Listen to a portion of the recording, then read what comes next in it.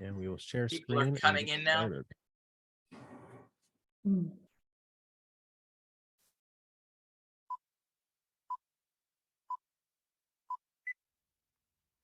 Welcome to the 16th Claremont International Forum on Ecological Civilization and the 5th Youth Forum on Ecological Civilization. The Claremont Eco Forum is a prestigious annual event that began in 2006. It stands as the earliest and largest forum dedicated to ecological civilization in the Western world. Our mission is to gather innovative academics, nonprofit leaders, prominent activists, and governmental officials from both China and other nations. Together, we aim to explore new worldviews, modes of thinking, developmental models, approaches to organic farming, and educational paradigms in the pursuit of transitioning towards an ecological civilization. Over the years, thousands of individuals from around the globe have participated in these forums, fostering a significant impact. Media's coverage, such as People's Daily, Xinhua News, International Daily, and Sino U.S. Times, has helped to disseminate the forum's objectives. Notably, the 15th Claremont Eco Forum in 2022 reached approximately 12 million views, particularly in China, through various traditional and social media channels. The Claremont Eco Forum was initially organized by the Institute for Postmodern Development of China, IPDC, and the Center for Process Studies, CPS. In recent years, it has gradually received co-sponsorship from esteemed organizations such as the Cobb Institute, CI, the Institute for Ecological Civilization, EcoCiv, the China Biodiversity Conservation and Green Development Foundation, the Budapest Center for Long-Term Sustainability, Hungary, the Overseas Chinese Environmental Engineers and Scientists Association, and the Chinese Ecological Civilization, Research and Promotion Association, among others. We extend a warm welcome to all participants and hope you thoroughly enjoy the forum. May the 16th Claremont Ecological Forum be a resounding success.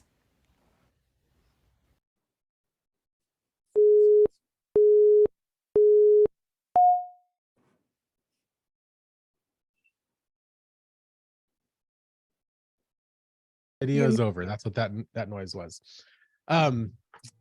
Well, there you have it. The introduction to the Claremont Eco Forum, the International Forum on Ecological Civilization, affectionately known as the Claremont Eco Forum because of its former location being held for 13 years in Claremont, California. Often at initially I think at Claremont Graduate University, and then later expanding down to Pitzer College through collaboration with faculty there, and then COVID happened and everybody was sort of forced online, and then it just seemed like such an obvious place for us to continue to meet for an international gathering on building a more sustainable and equitable world, because the space is much more sustainable and equitable. So here we are continuing to have these wonderful gatherings and exchanges of experts, bringing people together who are of like mind, who want to make the world a better place, who want to be a part of, building a better future. And we are primarily about, I think there's a lot of people who are doing good work in the world. Let's just say that. And it's inspiring. We also feel like we have something maybe more a unique message to bring to the table with a series of unique questions, perspectives, and that primarily has to do with sort of getting at the underlying causes of the sort of complex and intertwined social environmental challenges that we face. So that's what this forum has been trying to do over the last 16 years. It's what we're going to continue to try to do this year with the topic Deep Transformation toward Ecological Civilization, looking over the course of 3 days, the first day being really sort of the deep transformation that happens from within, So the transformation of the inner life of people, our worldviews, our mindsets, our the sort of deepest identity of what the world is like and what it means to be human and how we make sense of it all, and to really transform who we are at a deeper level, with the understanding that that's a big part of transforming the world. So the second day actually being an emphasis on transforming society, transforming systems, so systems change, thinking about social movements, and how does change happen around us, not just within us. Of course, the two are not mutually exclusive. They're very much interconnected, and that's the whole point of what we're trying to explore over the next few days. So day one today focused largely on sort of that inner life. Day two tomorrow focused largely on sort of changing this sort of society through addressing systems and structures. And then day three actually looking, it's our platform for the 5th International Youth Forum on Ecological Civilization, and it's a space where we're explicitly setting aside time to really listen and learn from the youth and from young leaders and voices that are going to carry us forward to the future. And I imagine that will be a wonderful synthesis of the first 2 days, continuing the momentum of what we're doing now. Probably should have said, as people are joining, my name's Andrew Schwartz. You might wonder why I was talking. That's why.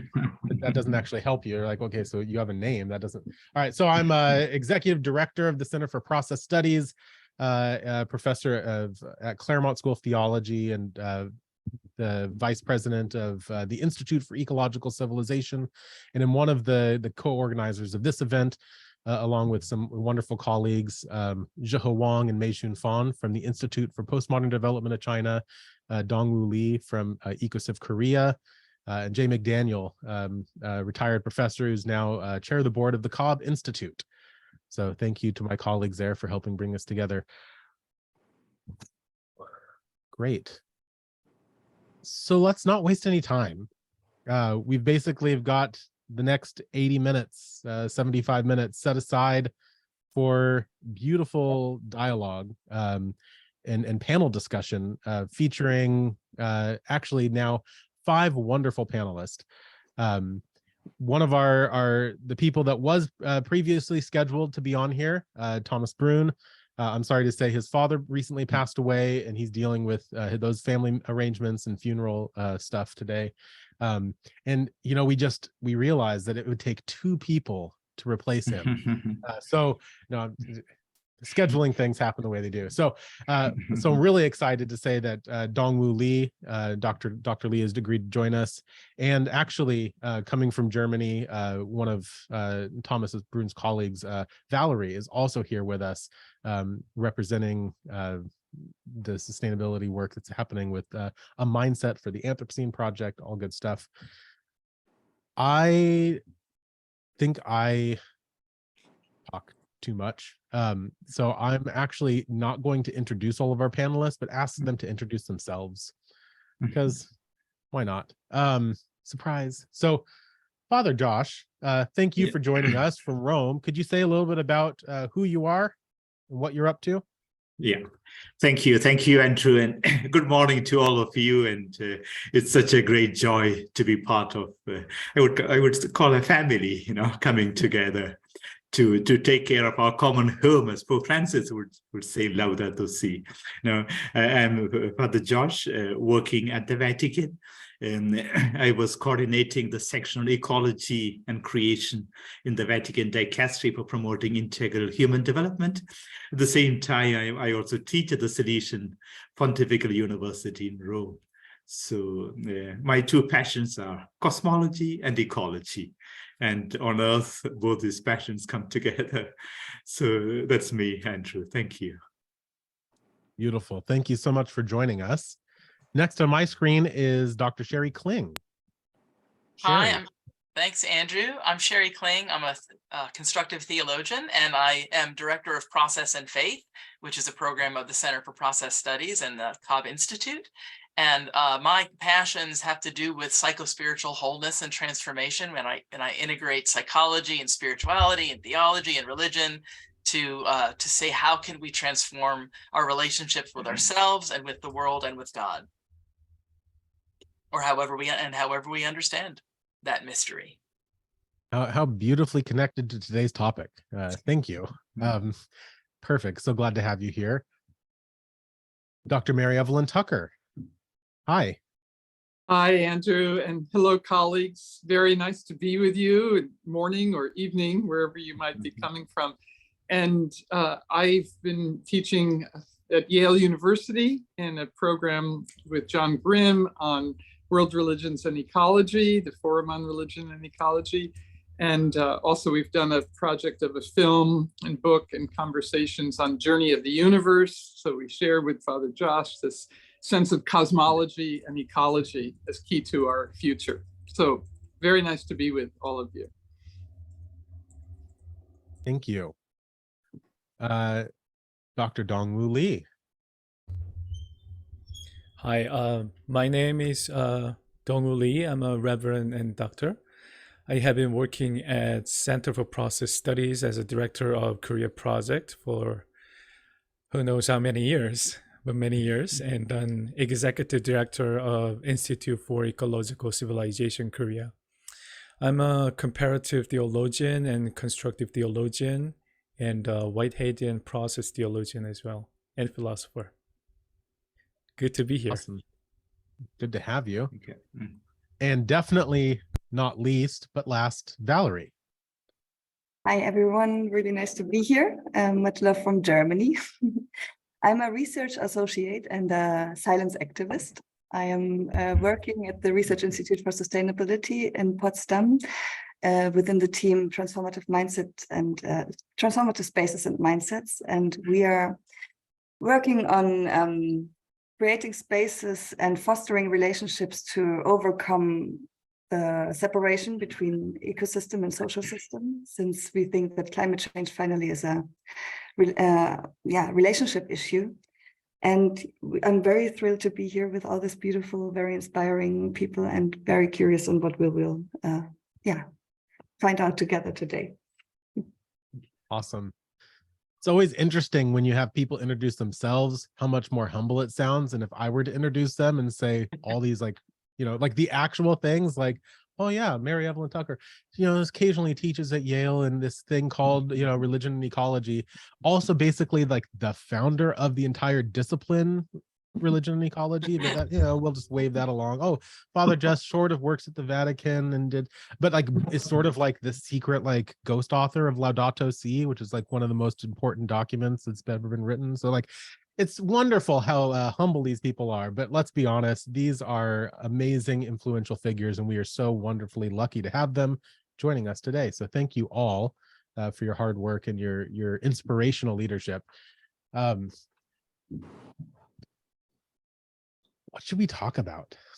No, I know that sounds like an open-ended question. It's not. I have ideas. I have ideas to talk about, but I mean, okay, so what we are all hoping for, right? Like we come together with these sort of shared hopes for the future, recognizing that the problems that we're facing, which extend, involve both these sort of collapse of our, planetary environment and our ecosystems, the environmental degradation that is part of or the result of ways of living on this planet as human societies that are wholly unsustainable and destructive, but that those ways of living didn't just happen by accident. They're sort of grounded in certain assumptions about what the world is like, what it means to be human, what our place in the world is as humans, how we relate to the rest of the more than human world.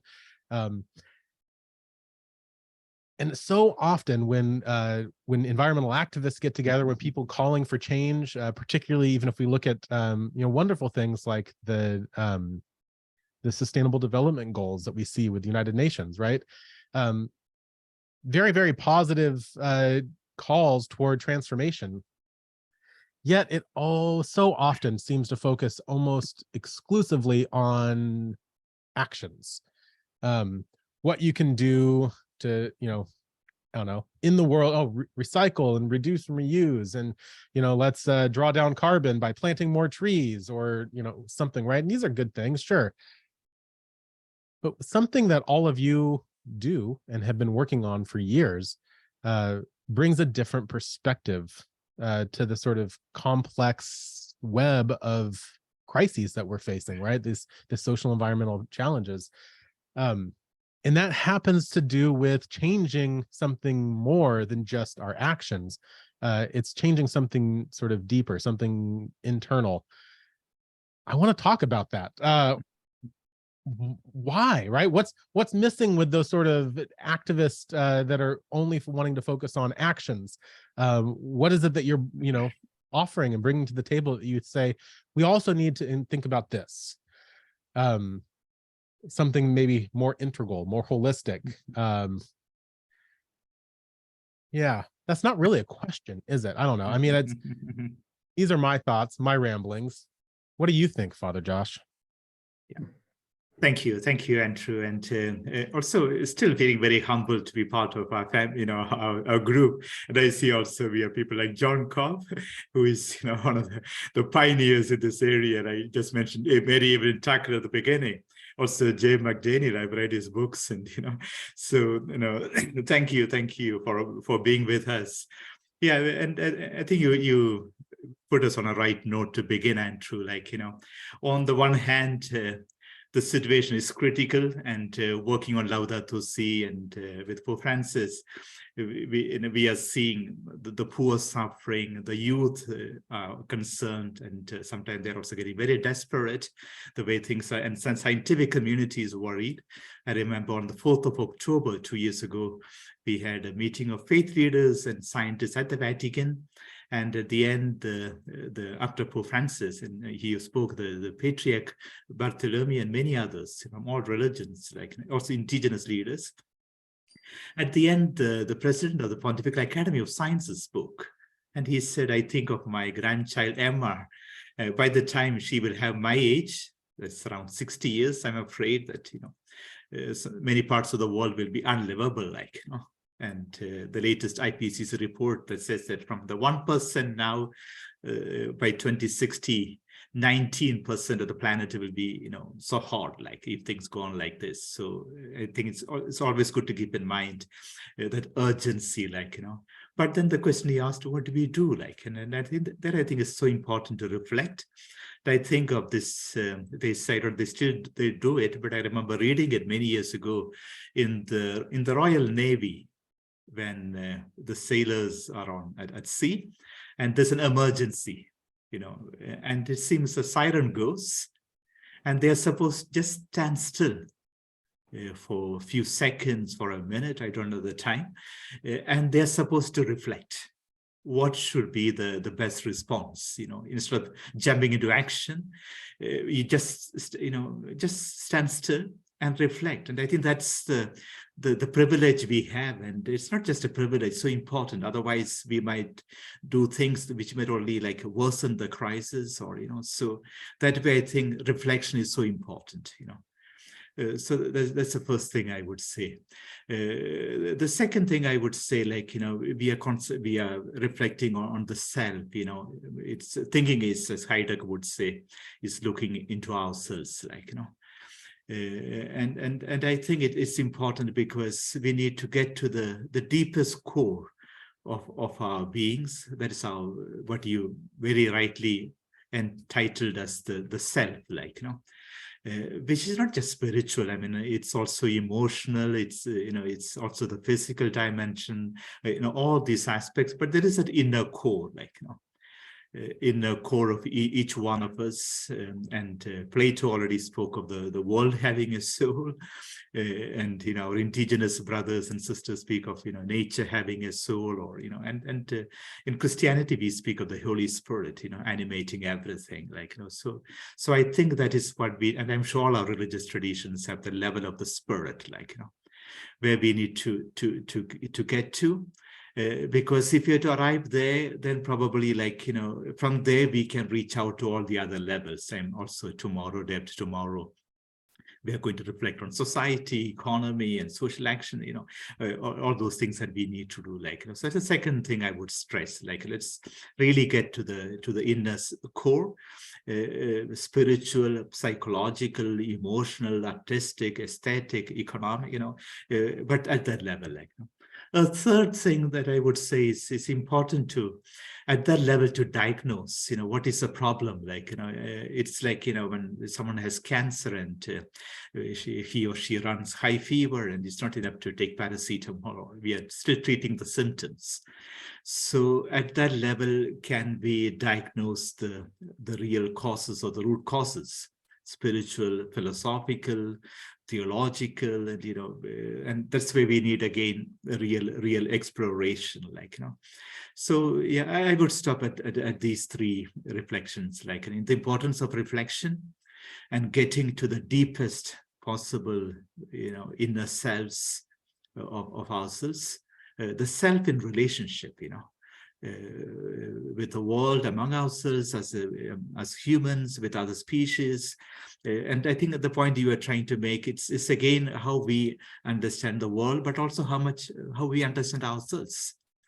So can we understand the self in relationship, then I think then if we have then go to diagnose, really go deep, don't be satisfied with putting a bandage over the problem, or even recycling. All this helps, but then I think we are still bandaging around the wound. We really need to diagnose the deeper roots. And that's where worldviews, beliefs, we just need to, all of us have them. I suppose even the heads of oil companies, they have a worldview, which money is a god, or, or someone who, causes deforestation, or, each one has a worldview, or, so how to confess it, make it explicit, and then correct them at that level, then I'm sure it will ripple right through all the other circles and spheres. Thank you. Yeah, oh, I love that. You got me at the end too with the idea of the sort of ripple effect, right? If you change this one piece that's so central and fundamental to our identities, and our identities are so central to how we live and function in the world around us, would change, that sort of deeper self-understanding lead to a wider transformation of how human life is organized. Perhaps I mean that's actually really exciting, because then rather than having a huge list of 1,000 different things we have to change one at a time, what if we change one really fundamental thing, the way that we see ourselves and understand ourselves?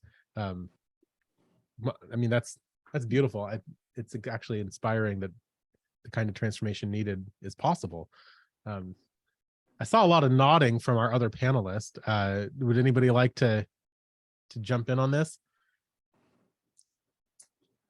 Well, I wouldn't mind in that, Father Joss, as usual, you set up the large context and you referenced, of course, many things about values and other religions and so on. And I also want to make the bow to our ancestors here, John Cobb and Jihei and Mei Wong, for their incredible connection to China. And that is also my area of study. So I feel we have many people working on these issues, and I'm delighted to have our Korean friends and so on.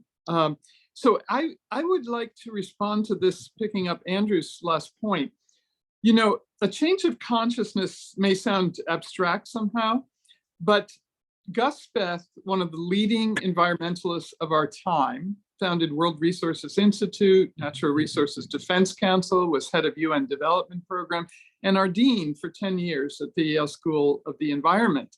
And he brought us to Yale because he said, after 40 plus years of working on environmental issues from a legal point of view, from a policy point of view, he was in the Carter administration too, and from a science point of view, we are not making the changes that are needed for a flourishing future. And he said we need the values and the arts and all the things that Father Josh has just named.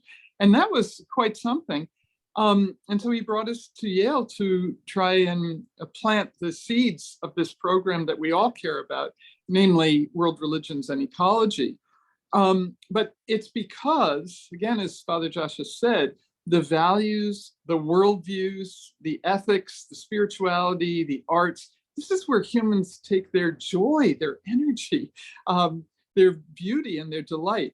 And so my 3 points, and I'll just say them somewhat quickly. So science and policy, law and economics, and so on, all necessary, but not sufficient. And we have plenty of progress in that area. But this second area that we're speaking about today, transformation of both person and society, that has the ripple effects across the planet, is, I think, just in its groundbreaking moment to really make a difference, because the pandemic has created this deep sense of searching, of dream work and so on, like Sheri is doing, and new forms of sustainability like the Potsdam group and Valerie is doing, and the Asian world coming forward with what forms of development. So I just want to say, yesterday, we're in New York right now. Yesterday, we were at the American Museum of Natural History, and they've opened up a whole new center just a month ago. And that center, this is my third point, that center is about the living earth community. And it is a transformative place. It has a whole engaged, to Sheri's points, an embodied feeling of what it means to live in a living earth community with a cosmos surrounding it and giving inspiration. So you stand in this room and they're illustrating how small things are deeply connected, like all the plankton and algae in the ocean and so on. And there's lights and the feeling that you are part of a living earth community. And they say everything is communicating. Now, that would not have been said 20 years ago, but we know, and I hope we'll talk more about this, the trees are communicating, the plants, the flowers, the animals, the fish, birds, etc.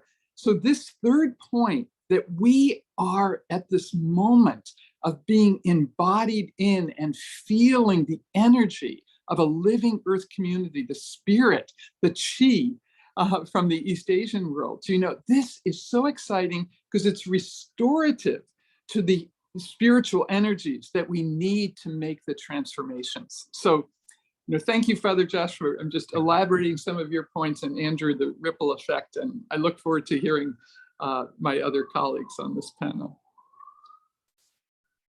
I'll jump in next, if that's all right.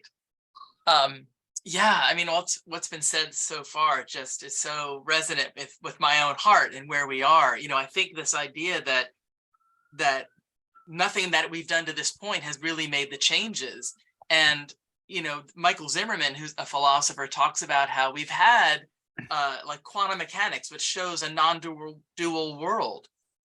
You know, we've had theologies, ecofeminist theologies, we've had panentheism, we've had process relational theologies, but these worldviews aren't enough. And because Zimmerman says they only work at the cognitive or rational level, they don't give us an experience of our membership in the web of all being. And so I think that we need two shifts. I think the first one that we need is to be able to see ourselves as being an intimate relationship with everything else. And like, for example, that starts with our own relationship to our bodies. So like Whitehead talks about that we essentially, the thinking essentially arises out of our bodies, and our bodies lie in the field of nature. And then, you know, like Thomas Hosinski, another process theologian, talks about that we can't even determine where the molecules of us end and the molecules of the world begin. And similarly, Jung talks about that he, in his Memories, Dreams, Reflections, his autobiography, Carl Jung talks about how he feels at times that he's spread out over the landscape and inside things, that he's himself living in every tree and the splashing of the waves and the clouds and the animals that come and go, that he says there's nothing with which I'm not linked. So first, we need to see ourselves as an intimate relationship with everything. And then the second shift is that we need to be able to foster and have what I call embodied experiences of wholeness. So meaning that we have to experience ourselves as being connected to a greater wholeness that can then facilitate our own wholeness. And so things like practices like dream work, and observing synchronicities. You know, if dream work shows us from what arises from our bodies, that there is something happening that is wise, that is guiding, that is healing, that is both personal, intimate, embodied, and also transpersonal, that there's something going on here that's bigger than me that I can trust. And then when we do things like observe synchronicities, we can see that our inner world is reflected in the outer world, and that actually both are just soaked with value and meaning. And so and in fact, Carl Jung, when he talked about the psyche, he really thought that the human psyche participates and is part of one greater psyche. We're not separate from it at all.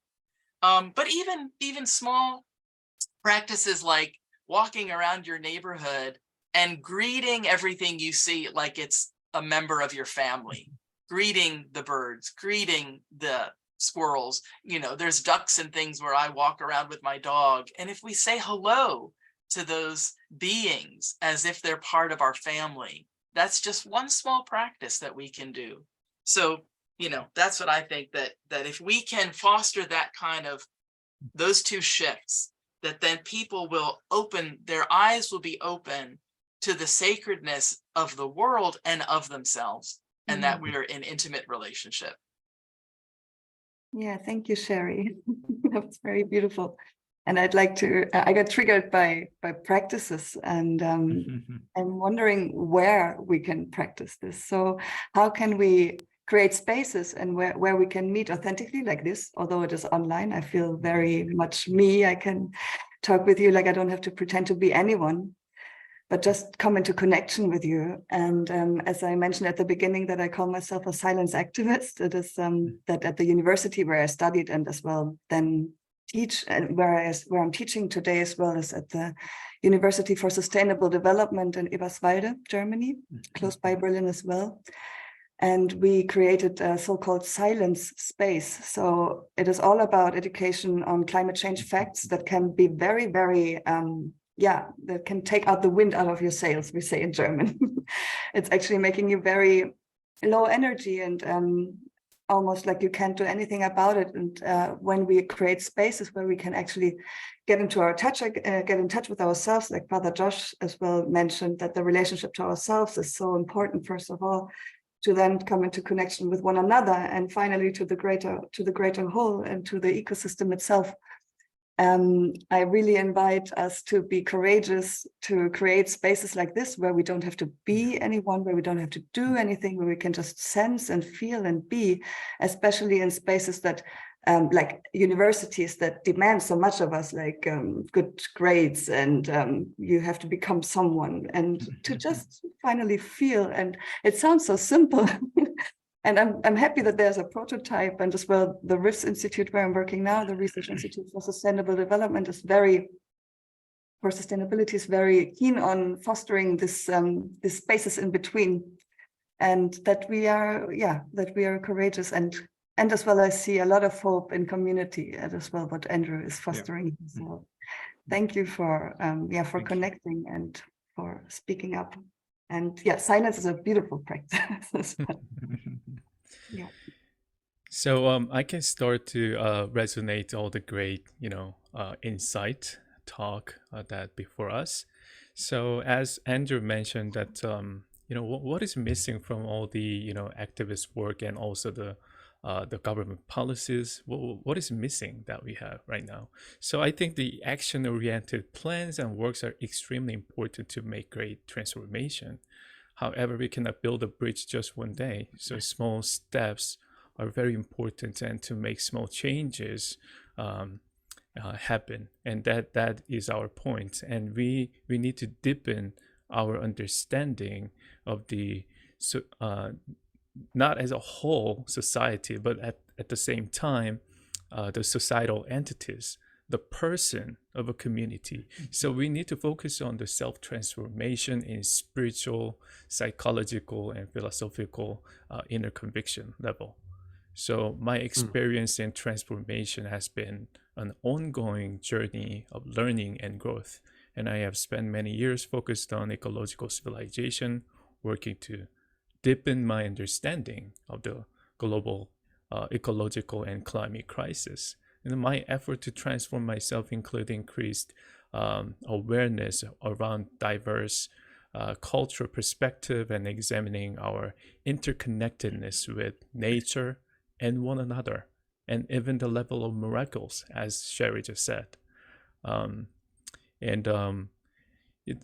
So the striving for the greater self-awareness through mindfulness practice, and such as prayer or meditation, whatever it is called in many cultures and many religions. I think that is very important thing. And actively engaging in advocacy work that seeks justice for people who are most affected by the environmental degradation, and especially the global south and the poor who do not have means to escape from it.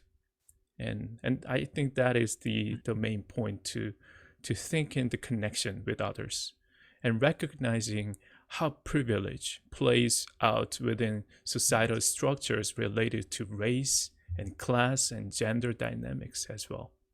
And studying systemic thinking approaches so that I can better identify solutions at both individual and collective level, which aim towards creating sustainable societies and free from oppressions, not only caused by the sinful societal structures, but also by the disconnectedness from nature and from one another.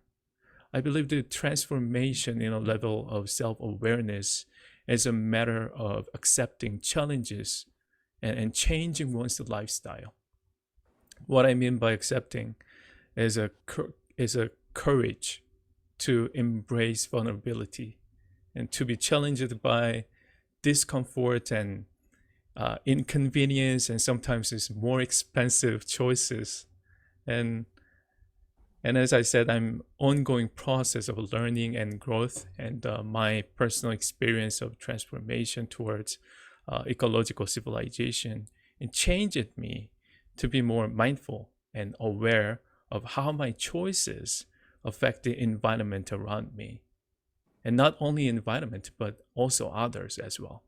So over time, I developed some habits, skills towards the, consuming less meat and reducing waste consumptions, and not using the plastics anymore, and eating locally sourced food, and whenever possible to reduce the emissions related to the transportation cost and the carbon footprint for shipping goods across the long distance, and also trying to use the renewable energy when it's feasible.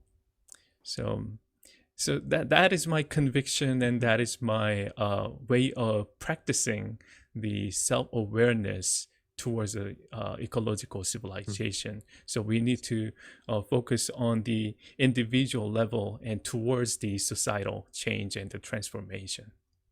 Thank you. Thank you. Something that I'm hearing as a thread across all of what you're saying, there's this almost like there's a need for realizing, and perhaps it's a realizing that we are all interconnected, that humans aren't separate from nature. I think Valerie wrote in the chat, we are nature. Dong was talking about reconnecting that sort of sense of interdependence. Wow. Why is that not the norm assumption? Like, how did we get to where we are, where the world has been dominated by a mindset and a paradigm and a perspective that says somehow humans are other than nature? Humans are above and superior to and not a part of the living world. It's just, if all of us are now sharing this conviction that, well, that's just the wrong way to think and that's nonsense, and how did we get to that place in the first place where that was the dominant perspective? Does anybody want to take a chance at naming maybe perhaps some of the origins and the influences of that? I have an inkling that Dr. Josh might blame Rene Descartes. If he does, I would love that. But we don't need to throw Descartes under the bus. Oh, why not? Okay, well, but anyways, In the Western tradition, Celeste says, yeah. So, Well, and also I yeah. do want to really point out that our indigenous brothers and sisters never lost that connection. They never, it was a Western divergence. It was a Western culture divergence, sideline tangential path that many of our Eastern and indigenous peoples from all over the world never strayed from. I just wanted to. Yeah. Absolutely. Yeah. Right. Yeah. So then what went wrong in the sort of the West, if we can use that? Father Josh, why don't you jump in and I'll follow you. Okay. No, thank you, Mary Evelyn and Andrew. And it's also on in the chat, someone already mentioned Descartes and the Western tradition. Yeah, I think that's what, it's been a conviction I've been having for several decades now. Like, what I mentioned of part of the diagnosis, why do we find ourselves in this situation? Then we need to look for the roots, and the roots are many. Like the philosophical roots, which I, as a philosopher of cosmology, philosopher of science, I do believe they are fundamental. I did a PhD on the philosophical roots of the ecological crisis in modernity, inspired by reading Heidegger, his critique of modernity, and Descartes in particular. Then I went through the writings of Descartes, and I really realized that probably he is like, of the stature of Aristotle or Plato, who can provide a worldview like that has changed to modernity, modern science, I think even modern economics and modern philosophy, and all the schools that have come after him, so and in Descartes we identified the anthropocentrism, that only just the rational self, not even the whole self, as we would say, just the rational self. Then the natural world has lost all the soul, it's just mechanistic, just matter. I think of Vandana Shiva, who spoke with the modernity from matter. Nature was no more mother, but matter. And think of modern economics and modern science, all that from there, then the famous, metaphysical dualism, not just any dualism, So I think we need to, but then I would, widen that, just not philosophical, but also theological, the way we have been, someone also mentioned the Abrahamic traditions, but I'm sure all our religious traditions have there, We also mentioned spirituality. I think one danger we always run is, we make it very individualistic, including us, those of us in the faith, those of us who are faith leaders or privileged to serve as spiritual leaders. I think Sheri mentioned about the we, the dimension. I think the revolution we need is the we revolution, and also picking up on what we said, feeling. I would say these two basic feelings of wonder, last week I was in Assisi, in the Basilica of St. Francis of Assisi. We had 800 women, and we celebrated the Laudato Si Mass, But it was such a holy, holistic experience, the place so full of St. Francis. And I forget who mentioned, I think Valerie mentioned, when you see St. Francis did that, centuries ago, 8 centuries ago, he would see a flower and start singing, a tree and I discovered a couple of weeks ago, even St. Clare, sort of his spiritual counterpart, who began the sisters of, in the tradition, that when she would send out sisters, nuns, she would say, if you saw a leafy tree or a flowering tree, please stop by and start praising the Creator, and just, so, and on the other hand, the other dimension is, Lee put it very well, the empathy, the part of empathy, it's again feeling the sufferings of our fellow sisters and brothers, especially the poor, but also other species, Laudato Si, look at the paragraph, Pope Francis says, we should be able to feel the pain of, a creature, or otherwise it's not holistic, just as. And I think that's the empathy we are losing. And if you look at the politics or even the economic models, so how to, to create this we revolution, that we are in it together. So, I would, Andrew, emphasize both this. I mean, we need to always get back to the roots and correct them. And the new relational thinking we need is of this we, like, that then lifestyles will change, because when I take a flight, I'm contributing to climate crisis in Bangladesh, or, so every little action counts, and allow me to conclude, yesterday I was with Pope Francis, and I was very impressed how this man really feels with the rest of the world. Like, we had a group of indigenous youth from the Amazon who came, I said in the small group before, who come up with a Laudato Si musical. Now, this is, from a slum in Brazil, like, and then Pope Francis, in a span of an hour or so, he would have, I think, shaken hands with at least 700 people. Like, this 86-year-old man. It was, the sun outside in the square. And I was very moved. I said, this man, and he embraced each of these indigenous youth and like a grandfather. Like, this is real empathy. Like, because he is the man who has already reached the we level. Like, it's not him, but he's for the world, he's for humanity. And so we do have examples. He's also quoted St. Francis. So maybe in our own religious traditions we do have, but also we need to move forward, because sorry if I so I would stress these two elements, Andrew. Thank you. There, Evelyn, you wanted to piggyback on that?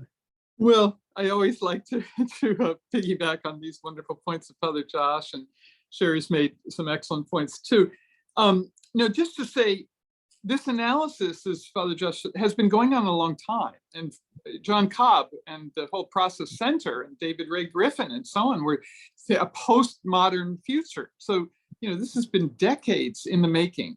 And I think our task is, it's not just to say that's been done, but to say it has created an incredible basis foundation for the transformations that need to be realized by this profound interconnection that ecology is giving us, by the embodiment that education is finally realizing, Montessori and others, again, have been at it for a while. So we know in many ways, and Laudato Si has one of the most extraordinary analyses of modernity and its critique, our philosophical dualisms in the West, our Abrahamic traditions, which emphasize salvation outside this world and so on, lose the incarnational sensibilities, and it's all right there. And what we were saying, 25 years ago, John, we're not scientists and so on, but what can we contribute to this recovery of the traditions that do have a tremendous sense of the immanence of sacrality in nature? What is it we're afraid of? Matter is one of the most dynamic, complex, changing sensibilities that in Journey of the Universe, we're trying to awaken awe and wonder and beauty. And that's what this Museum of Natural History is doing as well. So the one element, so we have the critique. We know our philosophy has this problem, but we have other philosophies to counter it, and the same with religions. And I do want to pick up on Sheri's point. I don't want to idealize any tradition, but it is true, indigenous traditions have a sense of this living earth community. And John Grimm, my husband, is, the indigenous conference we did at Harvard had hundreds of people from all over the world bringing that forward. And now people are getting it, that traditional environmental knowledge matters, spirituality matters in this sense. And certainly Asian tradition. Yeah, thank you. That book, Indigenous Tradition. Thank you so much. But I like to call them Asian traditions, and East Asian traditions in particular. And we have Due Ming and many scholars who have brought the continuity of being into focus, that there's not radical transcendence, that heaven, I've got this Chinese character here. This is for the cosmos or heaven, that which is above and guiding all humans. Heaven, earth, and human are one dynamic cosmology. This is so rich, indispensable, and has influenced millions of people over time. So my final point, the only thing we haven't quite touched on, but everyone's aware of, what the West has given, and this is what needs to be changed, is the idea that progress is materialism and progress more is better. Limits to Growth, Donella Meadows, that book got completely crushed. So what is it that spiritual religious values can say?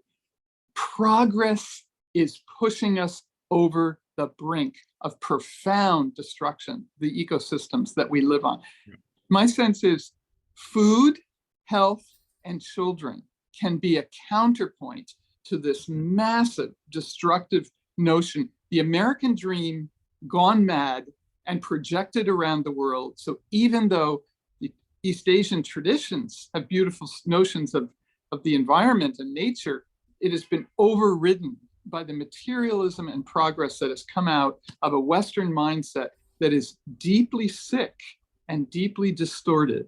And so health has to be restored in terms of the mind, soul, psyche of all of us around the world. Thank you. And Sheri or Valerie or Don, please jump in. Oh yeah, I can piggyback for that, and that is a wonderful point that Father Josh and Dr. Tucker pointed it out. Since Dr. Tucker already pointed out the Eastern Asian traditions, so I'm not going to go there. So Father Josh and Dr. Tucker mentioned that the real problem is egoism and the individualism. In other words, it can be called as anthropocentrism. So Western philosophy's problem is the metaphysical dualism that divides everything. And individual entity has no relation to others. That is a problem. To escape from this myth, we should renew our sense of intimacy with life by transforming our self-understanding in relation to the larger web of life. So we should recognize that all creatures, land, and all things, even in the rocks, are interconnected. So no one thing is more important than others. Instead, each part contribute to making up the whole integral one.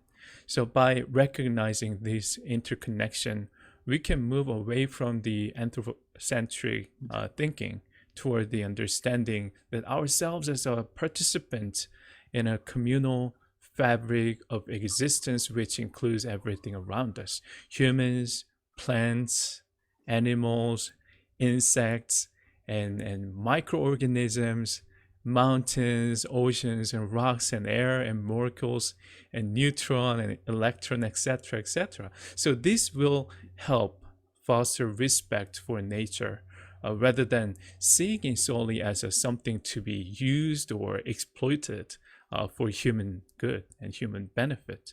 So ultimately, this shift encourages us to live sustainably within creation's limit, while also encouraging and love and care for what sustains us and what is part of us. And I think that is a web of life. Thank you. Beautiful. So we, as all of you are saying, right, we recognize that there have, we've been led astray, not everybody, but enough of us that's made a difference with bad philosophies and bad worldviews and bad assumptions and understandings, right, of the world and our understanding ourselves. But there are other alternatives out there. And, process philosophy provides one alternative, and John Cobb has done a wonderful job of lifting that up as an ecological worldview. And then constructive postmodernism in China, the work that Zhe and Mei Jun have been doing. Of course, all the Asian and indigenous religious traditions and cultural perspectives bring those sort of insights of the sort of web of life and the interconnection of things. So alternatives exist. We're aware of them. So where do we go from here, right? Like, what's next? Like, what's missing? Like, how do we move forward in a way that actually transforms sort of our awareness of ourselves and our understandings of ourselves so far that it actually makes the differences that we need around us, right? That it actually leads to transformation of what we call an ecological civilization. We're talking about the transformation of sort of the totality of how human life is organized, our civilizations, so to speak, right? And to transform those in ecological ways that are sustainable and just, that understand that economic inequality is not different from and completely separate from environmental degradation, but these are all part of the same sort of problematic paradigm. So we recognize that there's problems, we recognize that there are alternatives and solutions, yet they always feel, at least to me, somewhat out of our grasp. So how do we get just a little bit further, right? Just grab a hold of it in a way that can really be transformative. Basically, asking all of you, how do we save the world? What's missing? But we don't frame it like that. That's a preposterous thing to say, right? Unless you're John Cobb, and he's earned it because he's pushing 100 here soon. So, anyways, does that make sense? Or am I alone in feeling like, oh no, everything's fine, like these alternatives aren't out of reach, like they're here and they're being implemented? How about Sheri and Valerie jumping in to that big question? Valerie, you go first. Okay, I'm happy to. Just to add from the question before you had, I would really love to recommend a book, which is as well Tom's favorite book, one of his favorite books. It's from Daniel Quinn called Ismail, and it is very easy to read. And that is as well what I see so crucial about all the scientific findings and all this educated. I know all about climate change, but finally, how do we reach those who are as well most affected, but as well contributing a lot and don't even know what actions have, what results their actions have. So that book, Ismail, is just so beautiful. Coming back to your question before, Andrew, just very shortly about how did we get there, and it's an American journalist who's looking for a teacher, and he finds a teacher who is a gorilla who can speak, and that gorilla brings him back to the history, or he makes him tell the history of humanity, and reminds him that it is probably when settlement started. Like Father Josh as well said, that there are many reasons how we got here, but one great issue was as well the wish to control our food supply, and as well how we can, now coming back to your current question, how deep transformation can actually happen. And it again sounds very easy, but it is not. It's just like to let go, to trust, and to see what abundance we have already, and to just the air we breathe, the feet the soil we feed underneath our feet, the hand we touch from one another. It's the simple things that we forget because of the faster, bigger, more. And this is it sounds very simple, but just to allow those practices, I would call it even, and spaces to come into connection. What nature, what Earth provides us with all the time, and luckily to me, I realized at one point I don't have to save the world. The world is at itself fine. Like we have to save us, and of course the species that are threatened, certainly. But saving the world is this is something very that is too big in a way, I think. But to practice what actually the abundance we have around us all the time, when we have fresh air and good food, and to appreciate that, and to become generous and into sharing. This is what I think is deeply transformative when we are able to do this. Yeah, Sheri.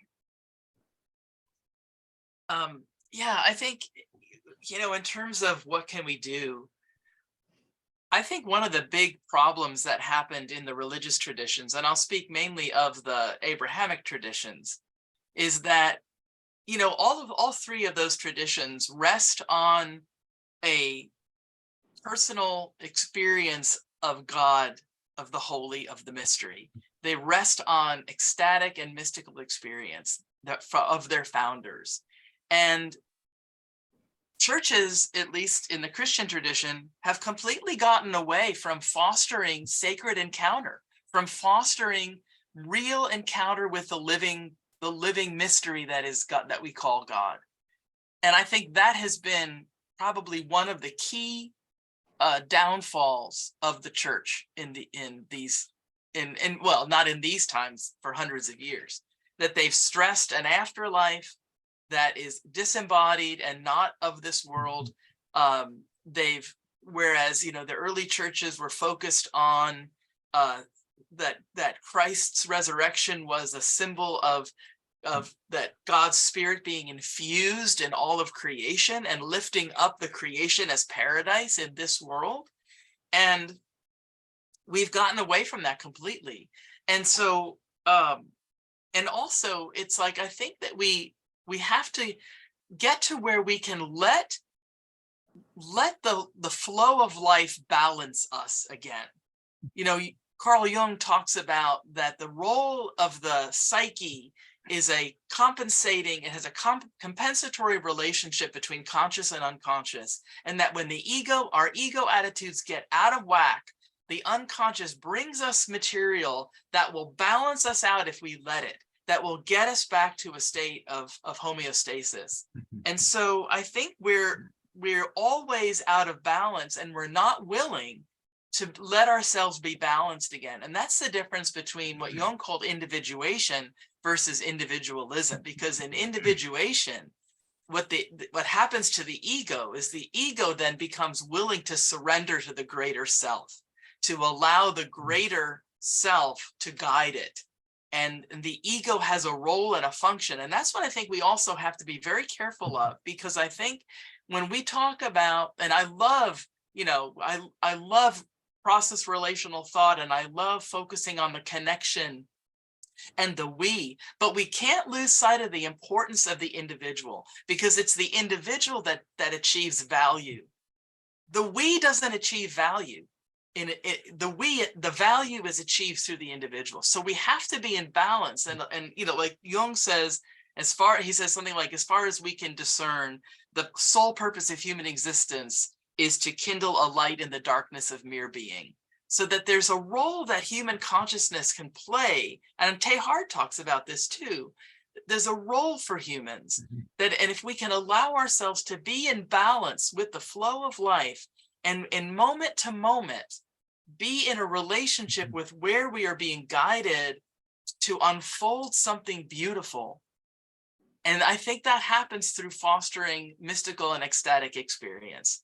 And then when we feel like we're connected with this greater whole, we live from a different place. We live from a different source. And I think that if the churches and if the other, tradition where people gather in whatever tradition can begin to focus on that, on changing people's hearts through fostering direct encounter with the holy, I think we'd be in a whole other place.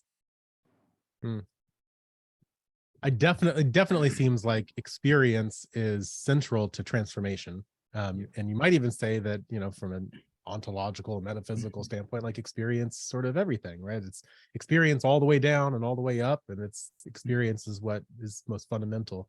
I think where I heard you saying something where you're pushing back on this process relational philosophy and say, oh, well, no, we can't just focus on the we to the exclusion of the me, and we have to, and I think part of me wonders if that tension that you're identifying is a result of being sort of occupied by this individualistic paradigm that sees the individual as sort of in tension with the community, rather than seeing the person always being identified through their relations, right? So I'm not just a person who happens to be in community, but I'm a person in community. Like to be is to be in relation.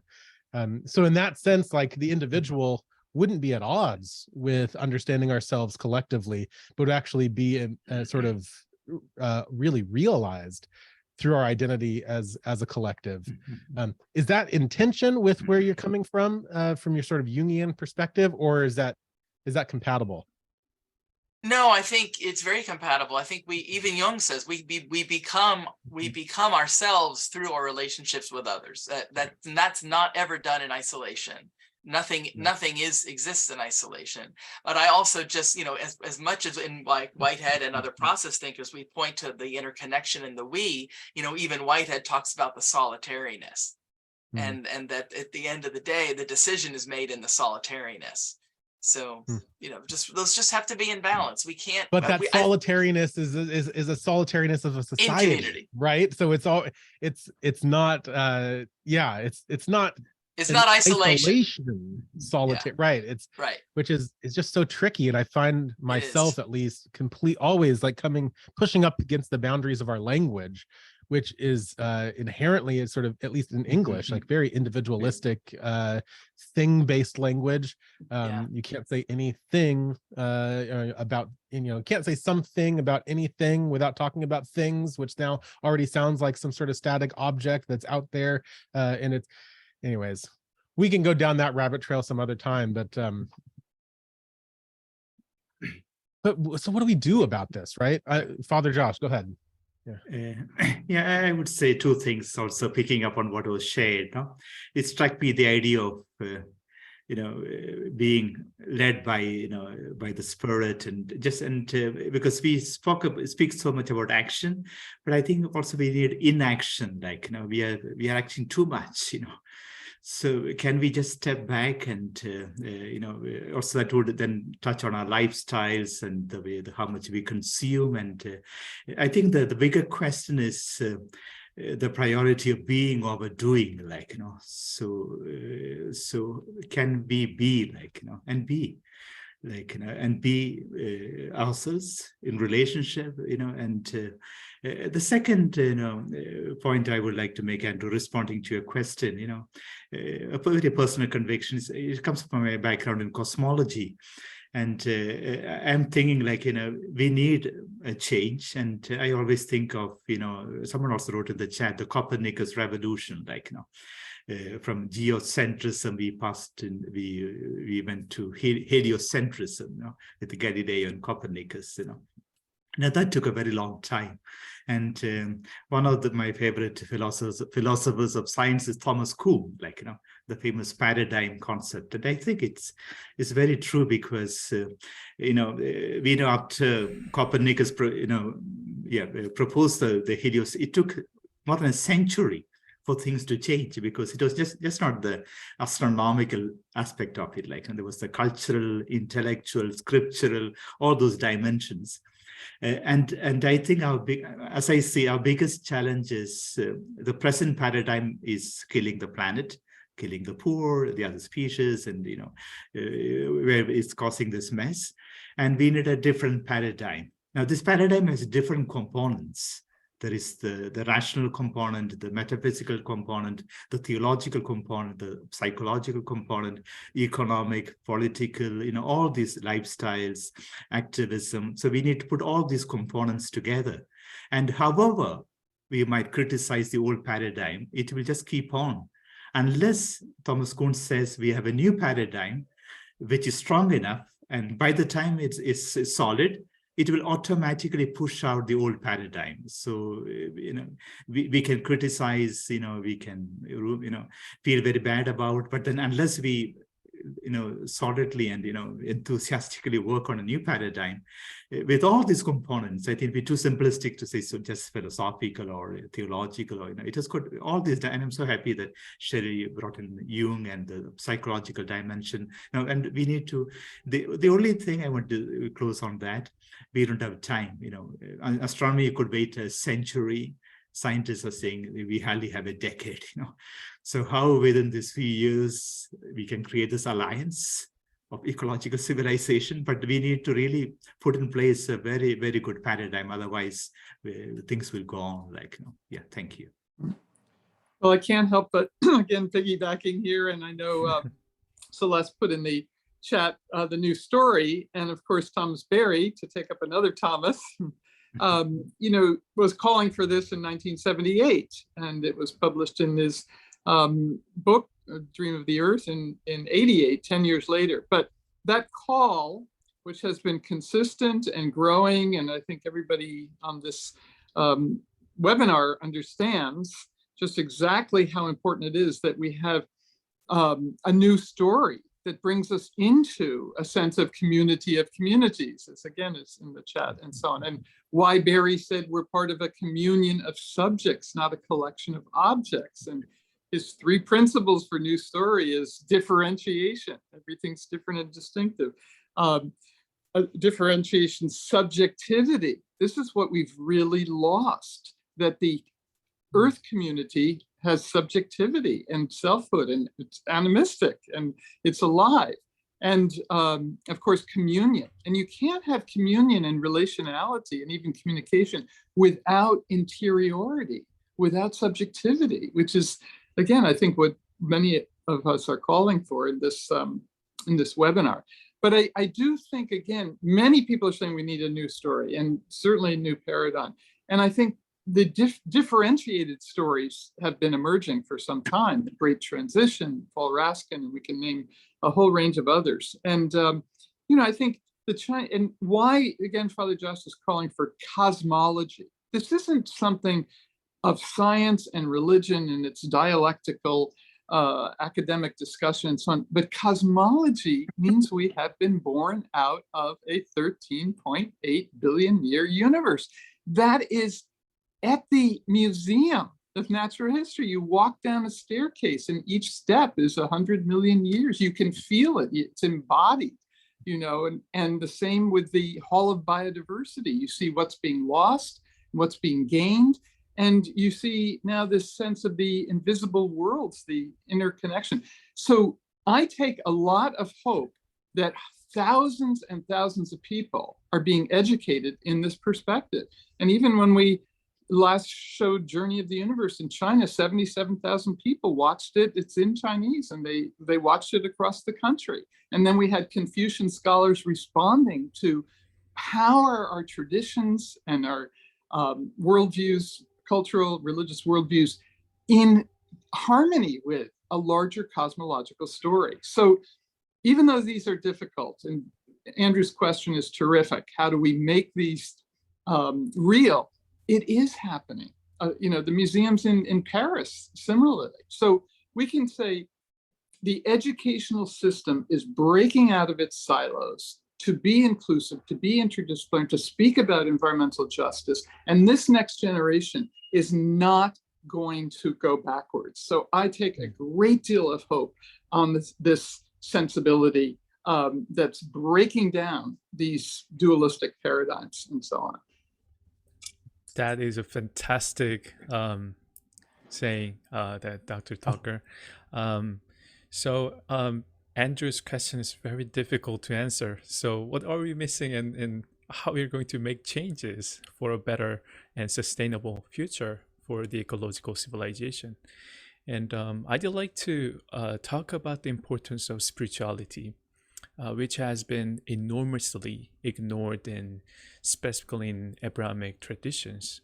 So spirituality can be an important tool in fostering a transformation toward the ecological civilization. And spirituality encourages us to look beyond the material world and instead focus on our relationship with God, the divine, and our connection to all beings and elements of life on the earth. So practicing gratitude for what we have and developing empathy or compassion towards other living things and non-living things as well, and recognizing that each person is connected to every other person through the creation. On the chat box, I wrote the communities of communities and of communities, and it kept going. So recognizing that we are part of it is very important. So recognizing that each person is connected, and that reminds us that we are part of the creation. And these are essential spiritual concepts which underpin any work towards creating an ecological civilization built upon the recognition of interconnectedness of all beings, which directs sustainable relationship between humanity and its environment. So increasing spiritual awareness provides people with tools. They need to build the sense of relationships with others around them, and including other species, so that we all coexist sustainably within our interconnected ecosystems. And it enables us to open up experiences through meaningful ceremonies which honor nature's abundant gift while drawing attention towards human responsibility toward the conservation effort. And I think the prayer, it might be called in different names in different culture and religions, such as meditation or mindfulness practices. I think these actions and these practices help us and help me remember this essential interconnectedness. It is important that individuals recognize their spiritual relationship with other people as well as the nature itself, recognizing our responsibility towards each other and understanding that all things are interconnected one another. And spirituality ultimately provides inspiration for true change within ourselves. So we may better exemplify what it means to love, and not only others, but around us, but even extend beyond into taking actions against the environmental crisis and degradation for a sustainable future. That's my piece of thought. I like that Valerie appropriately loved your comment on love with her heart emoji. That was good timing.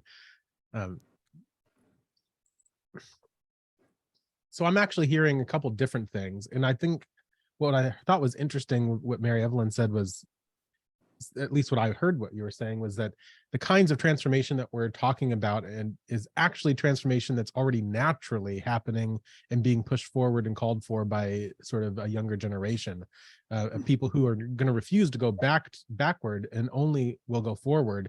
And that requires, and that sort of going forward is built on a new self-awareness and self-understanding. Does that mean that we don't have to worry? Society is going to fix itself, progress will prevail. We can just sort of sit back and wait for everything to work itself out as new generations come on board with a new perspective, or is there still room for us to do something? And if so, what is it that we should be doing? I just want to say quickly, because I want Valerie to come back in, but we do have the documents for a paradigm shift. We have the World Charter for Nature at the UN, but we have the Earth Charter, which is a declaration of interdependence that came out in 2000, took 10 years to do. We have the Universal Declaration of the Rights of Mother Earth out of Cochabamba with 30,000 people, indigenous people largely writing it and brought to the UN General Assembly. We have Laudato Si, just an extraordinary document. So we have the paradigm shifts and the consciousness of what needs to be changed and so on. And I think we need to give this intergenerational handshake to youth, which is why it's so great your third day is about youth. And Laudato Si is doing that too. And we saw this with the Earth Charter. They picked it up with such enthusiasm and such a sense of positive energy for the future. I think it's empowering the creativity that they have. Every class we would conclude with a creative project of the students at Yale. It is phenomenal what they come up with. So I think we need to trust, as some of you have said, this process is in motion, and that we have to continue the rest of our life to bring this forward in every way possible. I'm not saying it's easy, and between hope and despair, we're all riding a two-edged train here, but the next generation, I think, understands this and has enormous things to contribute. And Valerie, I'd love to bring you in because I'm sure the work that you're doing is very relevant to that.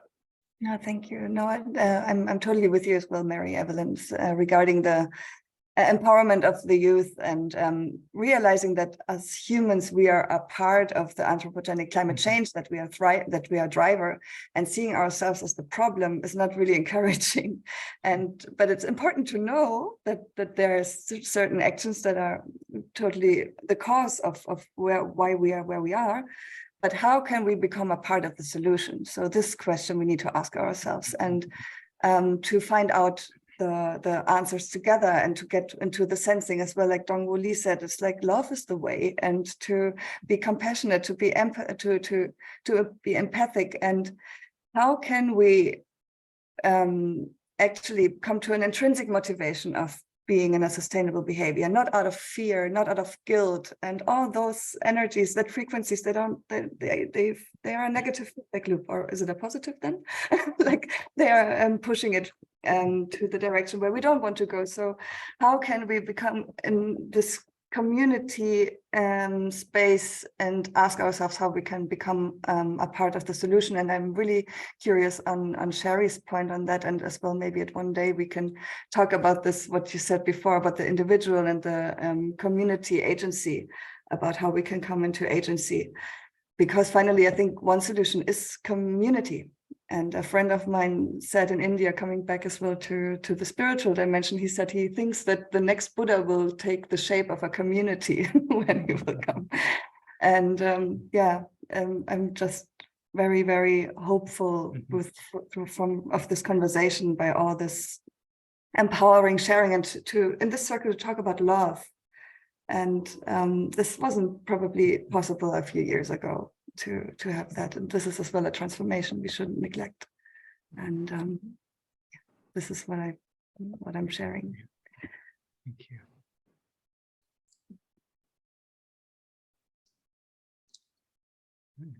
You all are giving me reason to hope. At this. Yeah, go ahead. Just taking this train of thought further. I think it's so important to build on character formation. Like most of us work in academic contexts. So as Aristotle used to say, the formation of character. And I think of C.E.O. Bowers, in the US, who many years ago who said, who are destroying the planet are not the indigenous or the farmers, or they have come from our best universities or best business schools, or so the challenge is how do we educate to values, and all the values we mentioned, love, care, simplicity, wonder, praise, gratitude. But I love to call humility the mother of all ecological virtues.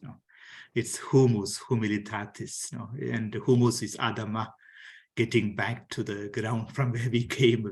So I think if you are to bring in more humility in our economics, in our politics, in our lifestyles, I think that's the key. I think Genesis 3:14, unless you return to the earth. I think the call is to return to the ground, to the soil, and with all the implications. And in this galaxy of virtues, as Aristotle says, virtues, you can never be good in one virtue and be bad in another. They're always a cluster. Same way also with vices, unfortunately. So let's cultivate these ecological virtues. Yeah, thank you. I love that. Maybe that should be the last word, because I'm going to have to run. But I just love that, Father Josh. So beautiful. And I really want to thank Andrew and all the colleagues here and people working on this. Phil Clayton should be mentioned. And again, Jihei and May and John Cobb and Jay. So I'm so grateful, very, very grateful. So thank you. Thank you. Thank you. Thank you for. Thank you, Mary. Thank you. We so obviously we can't cover everything. This conversation has opened up a lot more that can be explored, and I hope will be explored over the next few days, but also well beyond and out and extending far beyond this Claremont Eco Forum. I mean, even just now hearing, I'm reminded of all the work John Cobb has been doing on pushing back against value-free universities and sort of research agendas. The systems. What's being taught in economic departments and business schools. I mean, when Father Josh says that the world's being destroyed by the people coming out, our best and brightest coming out of our leading universities. What does that say about our university education system, right? So we've just scratched the surface talking about psychology and spirituality and worldviews and philosophy and cosmology, science, education. I mean, there's all these sorts of things that are tied into how we sort of change the way that we understand ourselves and the world around us, and what that only sort of as a seed for changing the way that we live in the world, building a more sustainable and equitable society. So thank you all for your amazing contributions to this initial conversation. It's a great launch to the conference. We're going to begin our transition now to a kind of a fun thing that we've not done in years past. We'll sort of we've got a musical guest with us, and then we'll sort of have a brief break and transition into our small group time, continuing this conversation, diving deeper in working groups where all of us will have a chance to take the ideas and go even further with them. But I'd like to introduce my colleague Jay McDaniel, who will introduce our musical guest, and then we'll yay. Well, hello, everybody, and what a rich conversation. And I want to say hello to Townsend in particular. Hi. And we've actually never met face to face. We have not. But I've heard her music, and we do want to punctuate these sessions with music. And so I asked Townsend to create a video for us, which she's done. And Townsend, I want to frame it just a little bit so you'll know what you're getting into. Okay. This is a group of people that talk about saving the world. That's their preoccupation. They're particularly interested in ecology. They talk a lot about relationality and connections with the earth and that kind of thing. But really, there's kind of 4 themes that permeate our discussions. And one of them is simply becoming a whole person, seeking to become a whole person. And Sheri Kling, who's here, talks about that as individuation, not individualism, but individuation. And the second is whole community. We want to live in communities that are just and sustainable and loving and good for animals and the earth as well as people. And the third is whole planet. So you're talking to a whole lot of ecology types here who are concerned with global climate change and all those big problems and hope for a better future and want to work toward that. And the last one is holistic thinking. Sometimes they call it a new paradigm, thinking in ways that bring everything together. So I picture a 4-leaf clover, whole persons, whole community, whole planet, holistic thinking.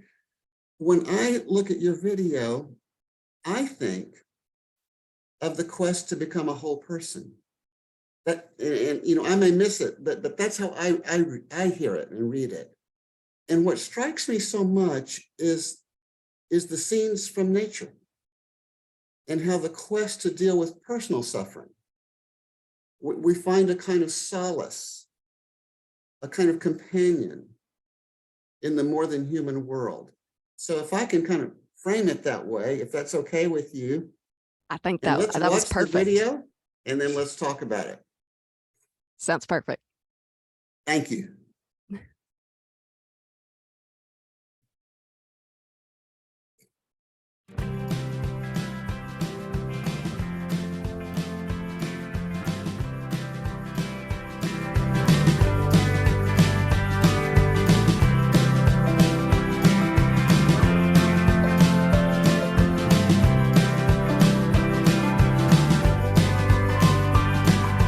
I've been down this dark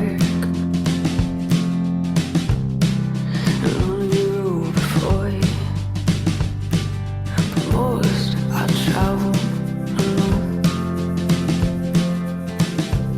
'cause that's what I chose.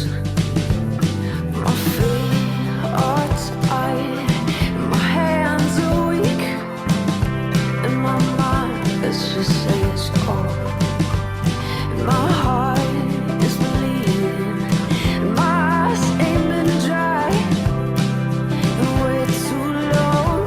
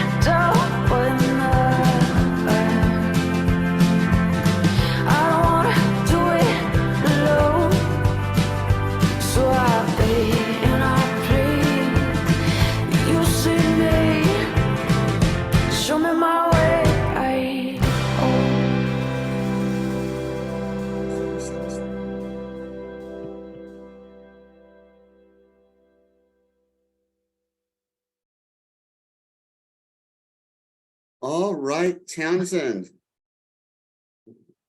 Thank you so much. I appreciate that. What an honor. And I want you to see one of your teachers here. This is my wife, Kathy. Can you Well, see her? hello. Hi. There. That was beautiful. Thank you so really much. I enjoyed appreciate that. Yeah, it's an honor to be asked. I appreciate it. So my wife teaches in the speech pathology department at a local university, and Townsend was a student there. And anyway, Townsend, what a great song and what a great voice, and put together so well. And she really made the video for us, put the lyrics on the screen. That's for us. And the theme of needing, wanting, intimacy with others and community with others. We're all about that. So I love it. Thank you so much. Oh, absolutely. Thank you for showing it and for having me. You want to say anything about singing the song or writing the song or anything? Anything you want to say is fine. Yeah, absolutely. If I lose you guys, I apologize. My internet is acting up. But yeah, so I wrote this song from a place of total realization that you can't go through life alone. And I felt like it was a lot of age and wisdom and overcoming a lot of struggles and realizing, oh my gosh, I'm carrying this baggage myself. I'm telling everyone I'm okay, and realizing that it's okay to need other people. And really, we're wired to need that community. And so coming to that realization that it's okay, I don't want to travel alone. And so it's talking about just going through life, needing other people and being okay with asking for help and allowing other people to help you through that. I think you're going to see a lot of head nods. Well, Okay, go ahead. Go ahead. No, you go ahead. Not only do I do music, so I do music full time now, but I also started a podcast, if it's okay to mention that. Sure. Okay. It's called You're Not Alone with Townsend. And I found through music that it builds community, that everyone is searching for the same thing, and that is community and not being alone. And I found after shows, people would want to talk for hours about their stories and their struggles, and they would share their whole life with me. And I realized after one conversation with a serviceman in the military, he said, make me one promise that when you play your next show, you'll let people know that they're not alone. And I thought I could do so much more with that. Like, I have a huge following on Facebook and I play music. I travel the world doing music. And so I started this whole foundation, the podcast, the social media, and it's called You're Not Alone with Townsend. And every week we share stories. And so I'm not only sharing my stories through music, hoping that it just lets people know this is how we feel and that's okay, but also do a podcast sharing other people's stories, helping. I just want to build a community. So I love what you're standing for, and it is an honor to be asked to share that. So thank you.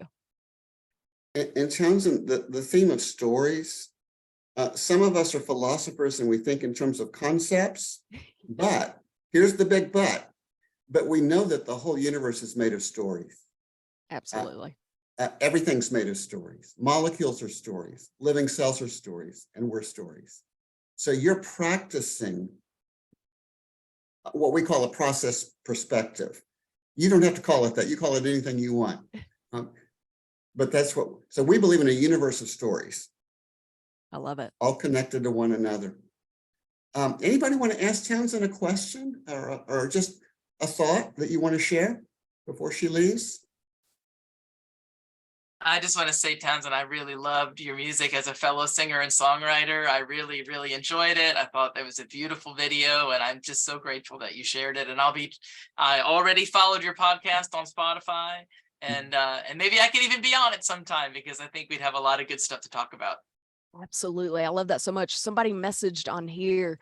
It is available. You can find it on any streaming service. You can find my music as well as my foundation, You're Not Alone with Townsend. You can also find me on social media, Townsend Team Music. Shoot me a message. I'd love to connect with you guys. I'm all about community and the stories that we have to tell. And apparently I'm a philosopher as well. I just didn't know it.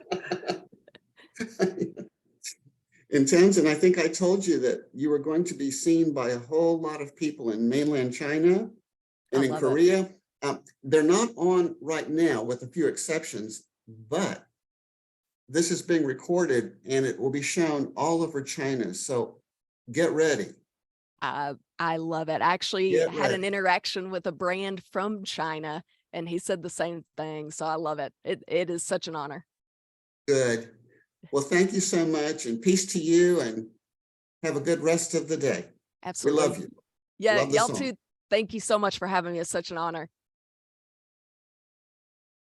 Awesome. Thank you, Townsend. Thank you, Jay. We'll take a few minute break and let everybody sort of take a breath, do whatever else you need to do in that time of break beyond breathing. And come back in, I don't know, what do you think? Is 10 minutes okay? I realize that I'm worried about releasing you because I fear that you won't come back. But you know, it's worth the risk, I think. And then we'll continue our small group conversations for another hour and 20 minutes. But thanks. See you then. Yeah.